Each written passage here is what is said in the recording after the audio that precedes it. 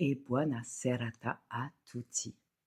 Un petit tips, un petit message qui va très certainement en rassurer certains et en décevoir d'autres.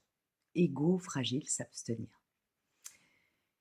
Le chemin de l'éveil, du réveil, de l'ouverture de conscience demande de la bravoure, demande de la foi, demande de l'humilité, demande de la discipline, demande de la constance, se fait souvent dans la douleur, demande d'être prête, prêt à rentrer en soi dans sa propre obscurité, demande à accepter de se faire face dans son clair obscur, demande de la souplesse, demande aussi une réelle force mentale parce que c'est un chemin douloureux, sinueux, challengeant et c'est un chemin qui te demande de dégager ton ancien système, ton ancien moi, pour retrouver ton essence originelle. Donc quand j'entends que le chemin de l'éveil est un chemin qui se fait facilement dans la lumière, dans la facilité, dans la joie, dans la douceur, que nenni. Certaines personnes, ça je ne pourrais pas dire le contraire, je pense que dans ce bas monde, très peu de personnes, certaines personnes sont chanceux, chanceuses et ont eu ce type de shift hyper rapide. Mais vraiment, pour le commun des mortels, j'ai envie de te dire, passer de l'état d'endormissement, l'état endormi, à l'état du réveil, à l'état de la conscience, en tout cas peut-être pas la pleine conscience, mais l'ouverture de ta conscience, ça demande, ça demande vraiment une transmutation, une transformation.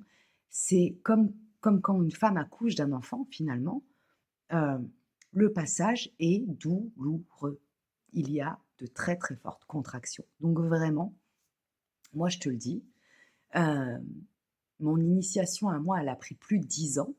Et je peux t'assurer d'une chose, c'est que tous les jours, j'y travaille encore. Ce sera jusqu'au dernier jour. Donc chérie, euh, ce chemin, il n'est pas facile, mais il est essentiel, il est libérateur.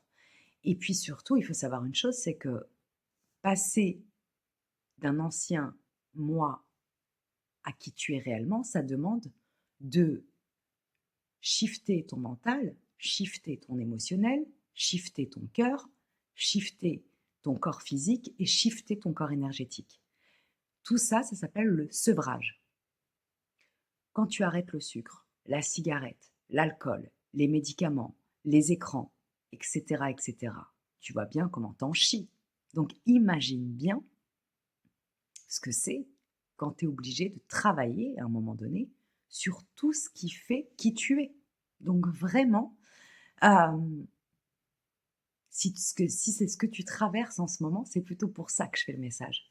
Si c'est ce que tu traverses en ce moment, c'est normal que tu sois dans la douleur, c'est normal que ce soit inconfortable, c'est normal que ça te fasse mal, c'est normal que tu aies l'impression de ne plus avoir aucune satisfaction, aucune joie pour le moment. Fais confiance au processus. C'est comme la chrysalide entre la chenille et le papillon. Ça demande de faire confiance à ce que tu ne connais pas encore, à faire confiance au processus et à avoir une foi inébranlable en la source, Dieu, l'univers.